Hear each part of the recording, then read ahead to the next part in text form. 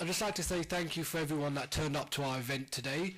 We're going to hear from a number of speakers on different subjects, from political prisoners in Iran and just general political prisoners from around the world, and also people in Iran that aren't political prisoners that have been put in prison just for going on demonstrations. My speech now is just going to sum up what's going on in Iran and what has been going on, I would say, since the Shah was in power up till the Islamic Republic took power. Many people in Iran are trying to give a voice to their beliefs and ideas that the government in Iran does need to change its tactics of not allowing people to express themselves in Iran. Just by simply going on a protest, you can be put in prison, you can be tortured, even if you don't verbally say anything, just from turning up there, which obviously myself I believe is completely unjust, and no government should be able to imprison their people just for expressing themselves. In Iran at the moment there is a very strong movement, as we've seen on the news and on internet and radio, TV, to raise their voices and opinions against the government. But the one major problem, especially I personally believe with the news in this country, and also maybe so America, they don't cover the political prisoner side of it in detail.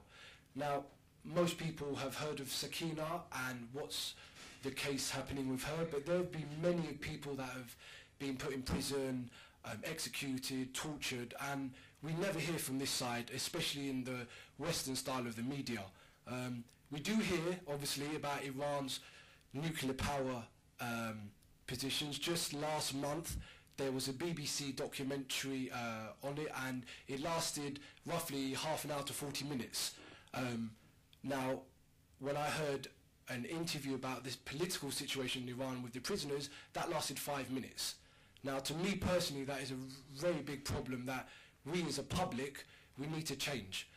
The radio or the BBC or ITV are not going to do this for us, so I personally believe with access to internet, Facebook, YouTube, MySpace, we need to put as much information out there so other people can know about the situation in Iran and how we as a society, even just in London, can help the movement in Iran to be their voices, because we're not hearing their side of the story.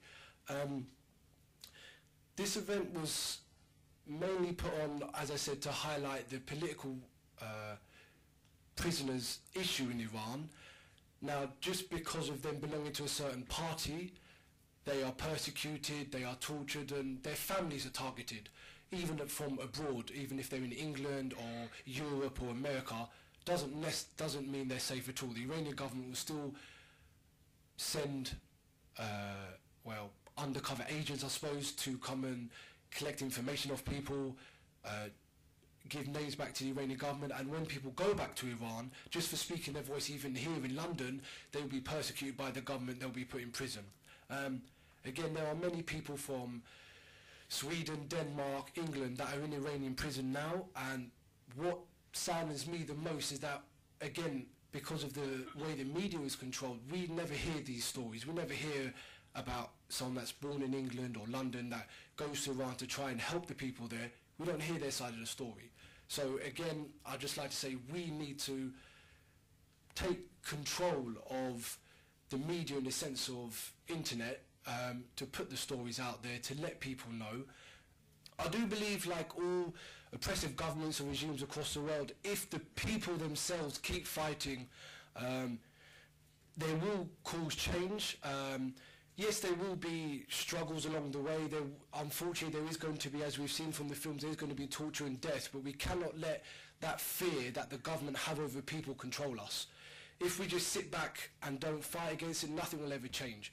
It takes us as a public in Iran to fight. It takes us in Europe and America, all across the world, to give voices to the political prisoners in Iran that don't have a voice, to keep the fight going, to keep the issue of what's happening in Iran in the media.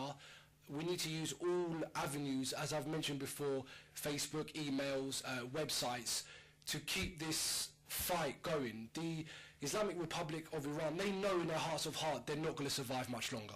They know this. The reason why they're using these extreme torture methods and threats to people's families in prison is because that's the last thing they've got. Once people aren't afraid of death anymore, you cannot scare them. You cannot. So I do strongly believe that this Iranian government will fall. Definitely my lifetime, hopefully maybe next 25 years. We just do need to keep the pressure on the government. Demonstrations outside the Iranian embassy are a must.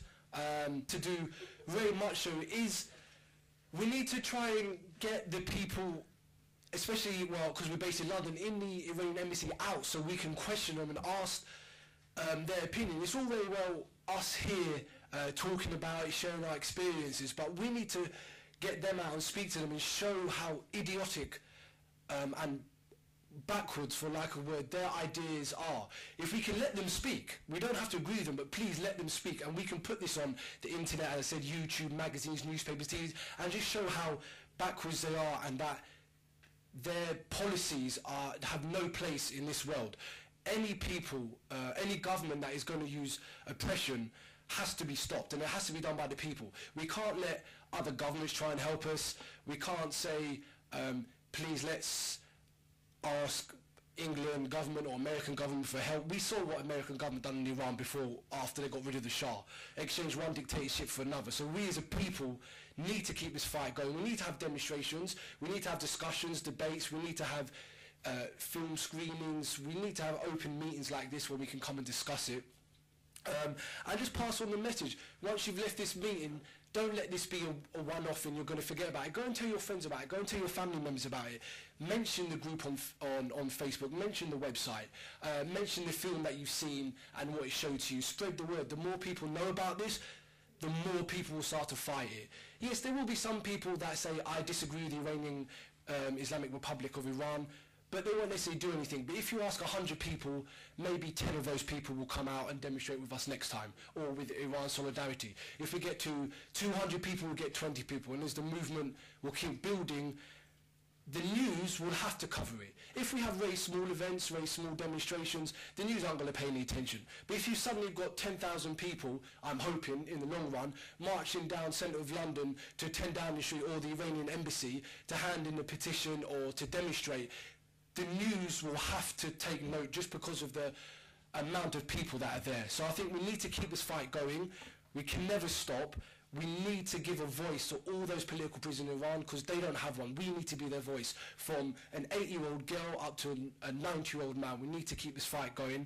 And I suppose once again, just thank you all for coming, and I'll leave it open. If any of you have any questions or thoughts on our event or the Islamic Republic of Iran and like to share with us now, please feel free. Thank you.